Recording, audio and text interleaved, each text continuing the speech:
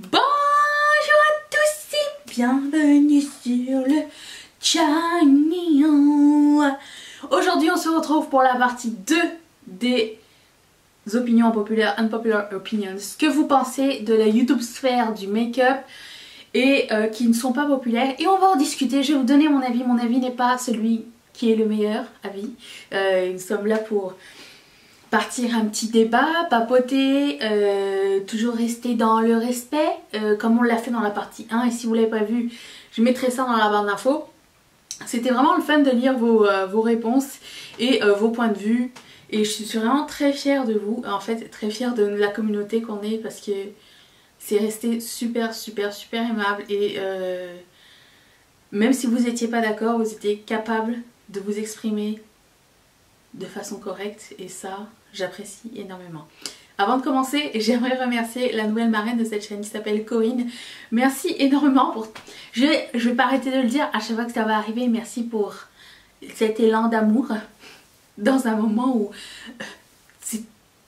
je devrais être la dernière de vos priorités, et ça me fait vraiment chaud au cœur et je suis vraiment super touchée. Et j'en ai parlé justement autour de moi, à mes amis, à mes collègues et tout ça, en disant mais je comprends pas, qu'est-ce qui se passe, c'est la période où les gens devraient couper les choses, et je reçois de l'amour, et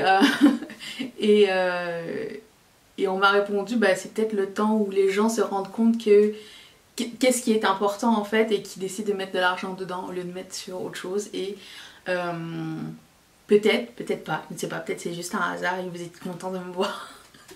Mais merci, ça me donne espoir, ça me file vraiment un coup de main. Je suis dans une période où tout est difficile, tout comme vous, et merci énormément. Donc je vais passer à la vidéo. Merci Corinne, cette vidéo elle est pour toi d'ailleurs, et nous allons papoter de ce que vous pensez de la YouTube sphère. YouTube, les grands... non... Les grandes youtubeuses me gonflent, elles sont tellement fades et manquent, je sais pas, tellement de, je sais pas quoi, elles sont tellement fades. Et je pense qu'on vous réalisez pas à quel point celles qui sont devenues maintenant des grandes youtubeuses sont soumises à la critique perpétuelle, et décident de ne plus prendre aucun risque de leur façon de parler, à leur façon de s'habiller, à leur façon de se maquiller, parce que on leur a dit que c'était pas assez bien. Et je pense qu'on oublie que ce sont des humains qui sont derrière la caméra, et que même si elles ont une notoriété, une célébrité derrière tout ça... Ah, ok, je suis un peu lit, j'ai lavé mes mains. Donc je voulais juste vous dire, oui c'est ça, qu'elles sont devenues ce qu'on voulait qu'elles deviennent finalement. Elles prennent plus de risques, et que oui ça reste des humains, et que on est... Je veux pas prendre de défense ni quoi. Je me suis déjà désabonnée de plusieurs personnes parce que je ne sentais plus d'affinité avec ces personnes-là. J'avais plus les mêmes valeurs, je me sentais plus connectée avec la personne, et c'est correct aussi. On a le droit de se désabonner et de passer à quelqu'un d'autre et de rechercher quelque chose qui nous ressemble plus, mais de là à critiquer quelqu'un qui évolue et qui évolue sous la critique et sous l'œil de tout le monde, et ben c'est très difficile, et je trouve ça peut-être un peu injuste, parce que de leur côté je pense que c'est difficile aussi de se défendre, et voilà quoi. Donc je vous invite à faire les bons choix, et si vous sentez que quelque chose ne va pas avec la personne que vous suivez, arrêtez de la suivre, puis tout le monde va être... Jeffree Star, j'ai l'impression que je n'adhère plus au personnage, trop de vulgarité et de m'as-tu vu. J'ai arrêté de suivre Jeffree Star, non pas parce que j'aimais pas sa personnalité, j'aimais énormément sa personnalité, j'aimais pas tout le drama qu'il y avait autour, j'aimais pas le fait qu'il ait besoin d'attention tout le temps, et que pour recevoir de l'attention c'était rabaisser les gens, et c'est ça que j'aimais pas du tout. Et après ça date à Snapchat, hein, du temps où j'étais sur Snapchat, de le voir toujours en train de déballer des armes à feu sur son Snapchat, ça me mettait très inconfortable. Encore la drogue passe, parce que c'est quelque chose de commun et ça l'affecte que lui, j'ai l'impression, mais les armes à feu, Étant donné que j'étais pas confortable, j'ai décidé de me distancer de sa personne et de son brand.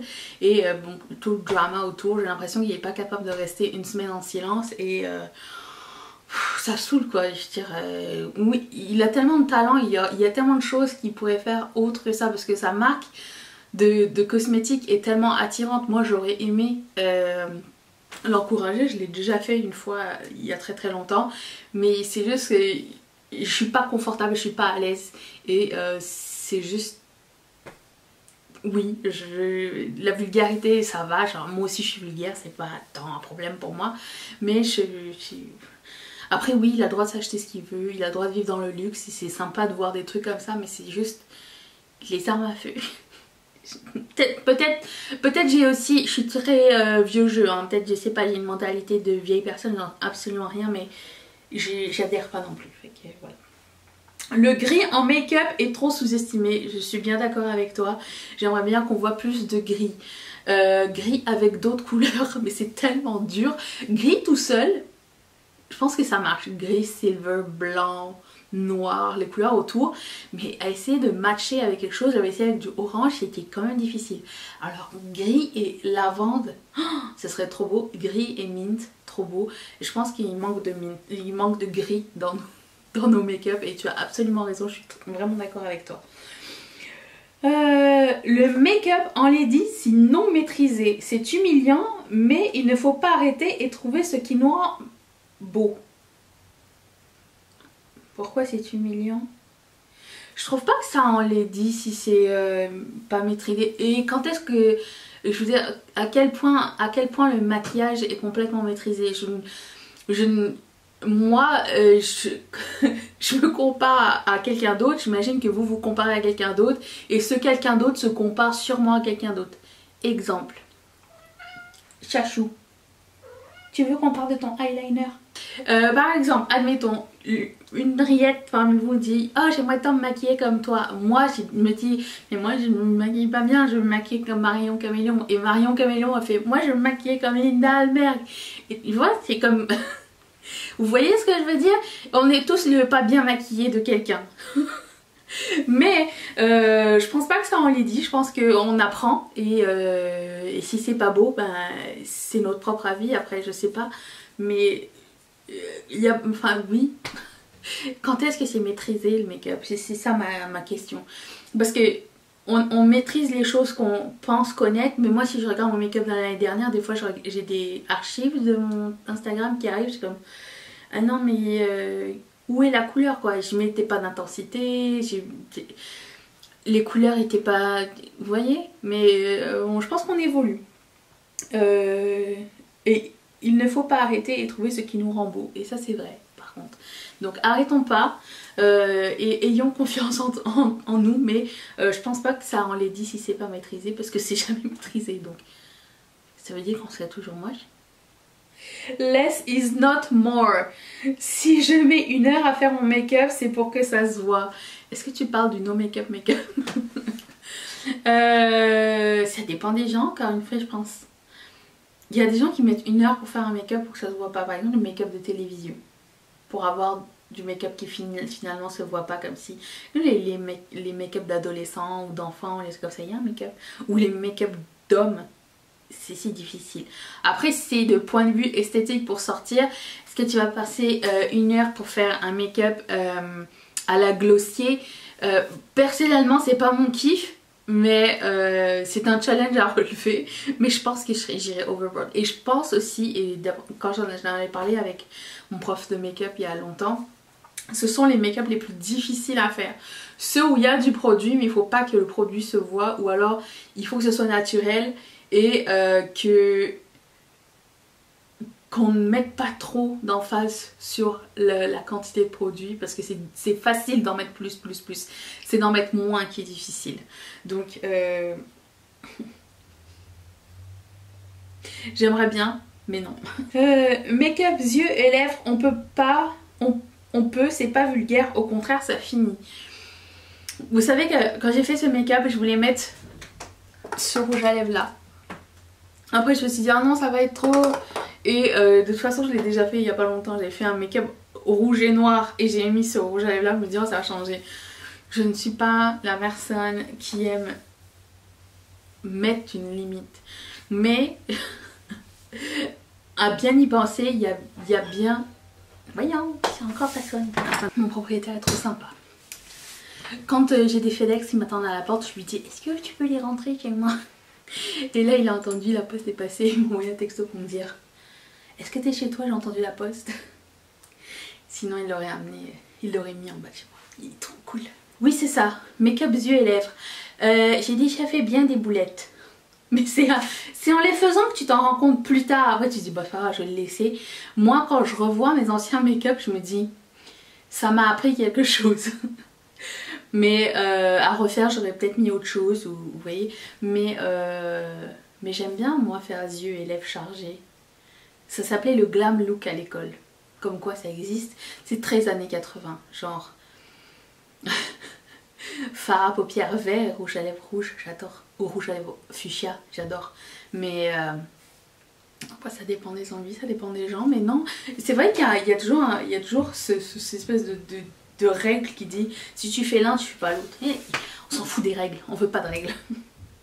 Je n'aime pas les paillettes pressées, pardon Danisha, bah, tu n'es pas la seule, c'est pas grave. Ça fera plus de paillettes pour les autres et moins de paillettes dans l'eau pour les poissons et de pollution parce qu'apparemment c'est du plastique. Et c'est le pire des plastiques puisqu'il rentre dans le drain, donc il finit directement dans l'océan, l'eau, les lacs. Donc non c'est pas grave. Ça m'a pris du temps à... Ça m'a pris du temps à manier le truc et...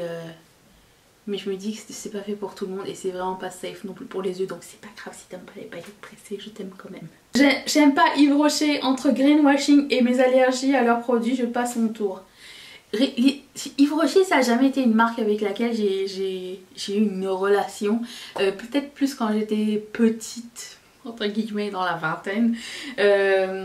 Où je profitais toujours, il y avait toujours des promos genre achète 2 trucs, t'en as 14 gratuits ou on va te donner un cadeau. Tu sais, ils t'envoyaient des trucs à gratter là, t'avais un pauvre collier sur un truc en plastique, en nylon là, vous vous rappelez? Bon, cette époque là, mais j'ai pas racheté Yves Rocher depuis des années. La seule chose que j'avais acheté c'était leur gel douche au monoï qui est juste divin. Mais j'ai jamais été attirée par cette marque là et je ne suis toujours pas. Mais le greenwashing, je pense que c'est pas juste Yves Rocher. Mais en effet, je peux comprendre. Pas du tout intéressée par la vie des youtubeurs et je me contrefiche de ce qu'ils mangent. Et ben je suis bien d'accord avec toi.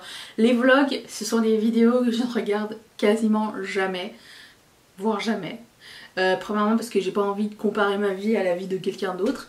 Et je m'en fous si t'as été faire tes courses ou si... je sais pas, t'as eu une crevaison ou t'as eu du mal à déneiger devant ou... Le seul moment où je regarde les vlogs c'est pendant Noël et encore c'est très rare. Je préfère des vidéos, je préfère quelque chose, un concept ou des trucs comme ça. Je m'en fous aussi de ce que tu manges, à moins de chercher une recette en particulier ou de chercher une série de recettes en particulier. Et encore là c'est rare que je regarde une recette sur YouTube, je regarde toujours là sur Pinterest avec la recette écrite. J'ai pas besoin de savoir comment on fait pour faire bouillir de l'eau et mettre des pâtes dedans ou peut-être un jour si je dois faire une meringue ou un macaron, peut-être j'aurais besoin de savoir c'est quoi le visuel, mais je vais rester dans les classiques. Faire des cookies t'as pas besoin d'un film pour ça, donc tu mélanges tout, tu mets dans une plaque et c'est tout. Voilà, donc non, mais peut-être plus à la période de Noël, mais oui on s'en fout de ce que les gens mangent. Et d'ailleurs quand les gens me demandent qu'est-ce que tu manges, donne-nous des inspirations, comment je puis-je? Tout le monde a des allergies à tout, des goûts différents. Si je vous dis demain je mange, je sais pas, des boulettes d'agneau, je suis végétarienne, je suis végane, voilà. Non mais ça ne marchera jamais. Je trouve salé et inutile de mettre de l'highlighter sur le bout du nez. Je trouve ça tellement mignon. Bah j'en ai pas mis aujourd'hui d'ailleurs. J'aurais dû.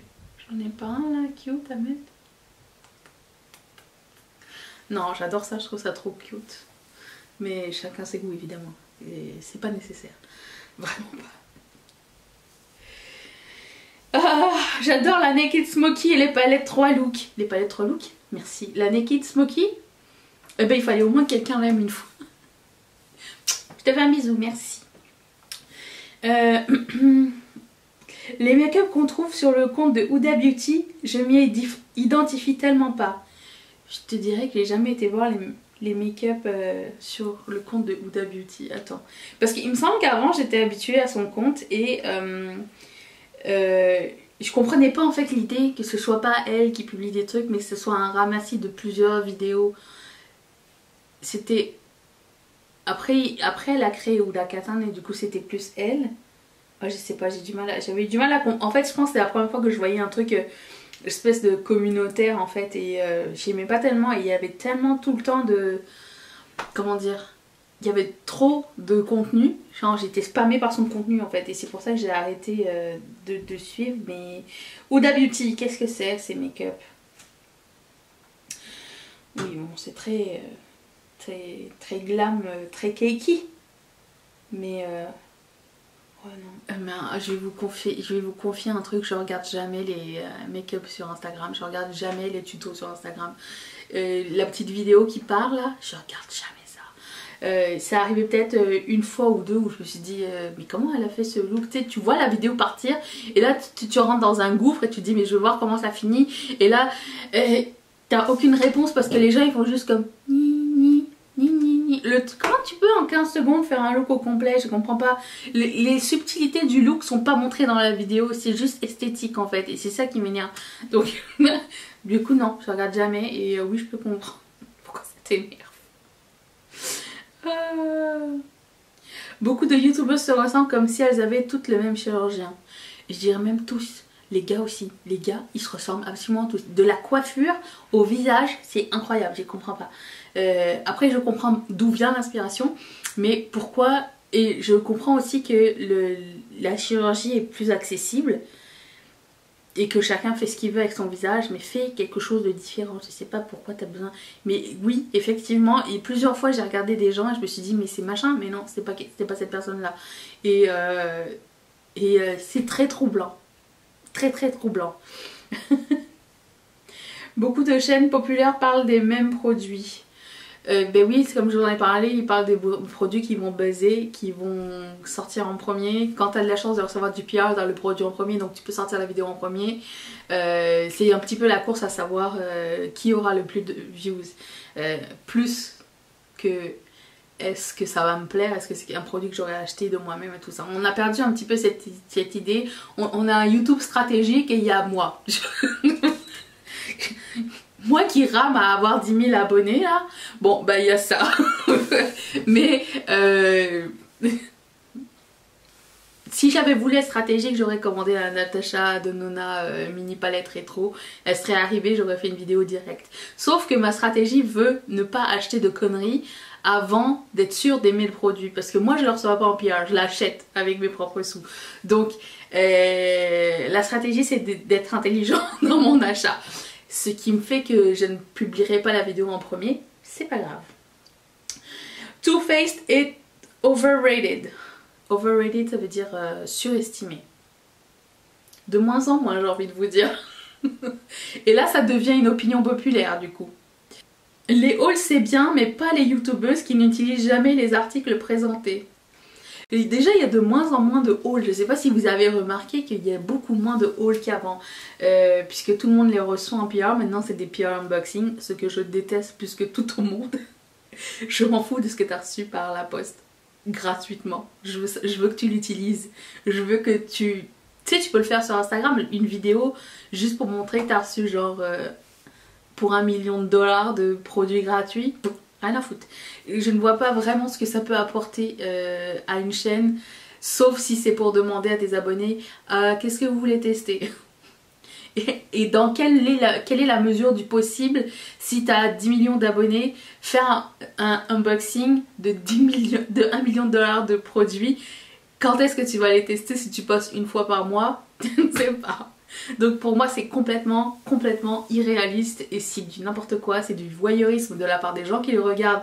Parce que je reçois des messages comme oh il a trop de la chance, elle a reçu ci et ça et ça. Je dis oh mais ça va finir à la poubelle, ça va finir en don, ça va finir en giveaway. Les gens ils sont pas en giveaway juste pour faire plaisir, hein. Il faut qu'ils se débarrassent des choses aussi. Donc bref. Les paillettes c'est pour les fêtes. Je suis d'accord, c'est impopulaire cette opinion. Non, les paillettes c'est pour tous les jours, car tous les jours est une fête. Je suis énervée. Pour certains youtubeurs, c'est juste lucratif, pas de vraie passion pour le make-up. Je pense que s'il n'y avait pas de passion pour le make-up, il n'y aurait rien qui se passerait en arrière. Je pense qu'il y a quand même une passion pour quelque chose. Enfin, je veux le croire. Je veux croire que les youtubeurs beauté aiment toujours faire de la beauté. Quoique là, on a une espèce de roulement. Il y a certains youtubeurs beauté qui me font plus complète. Est-ce que tu es en train de t'asseoir sur mes palettes, Chachou Minou? Chachou non, je veux croire que les gens... Mais oui, c'est ça, il y a un roulement, il y a quelque chose qui se passe. Il y a moins de youtubeurs très célèbres qui postent sur YouTube parce que l'algorithme, parce que pas de views, parce que... ils sont plus très... ils arrivent plus vraiment à connecter avec leur public. Mais ils sont plus... Oh, il est craché. Mais ils sont plus populaires sur Instagram à faire peut-être les partenariats qu'ils font là-bas sont plus lucratifs et plus petits. Une photo rapporte plus qu'une vidéo complète qui demande de l'editing, montage, qui demande de l'éclairage, qui demande du temps. Une photo c'est peut-être un petit peu plus concis et j'ai l'impression qu'il y a beaucoup de gens qui se tournent vers Instagram plus que sur YouTube. C'est pas grave. Ça laisse la place aux autres pour se faire découvrir et je pense que YouTube, surtout en cette période de crise, est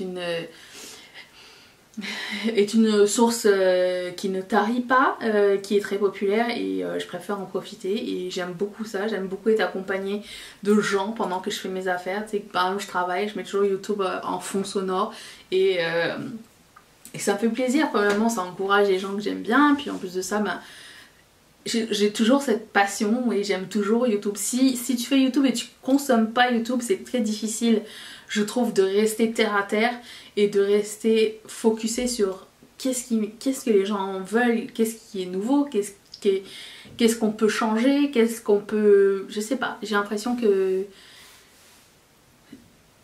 ceux qui aiment vraiment YouTube sont encore sur YouTube et que les autres ont évolué pour autre chose et c'est bien d'évoluer sur autre chose. Ça nous ouvre le chemin aussi à nous qui sommes en arrière pour voir qu'est-ce qui va se passer par la suite.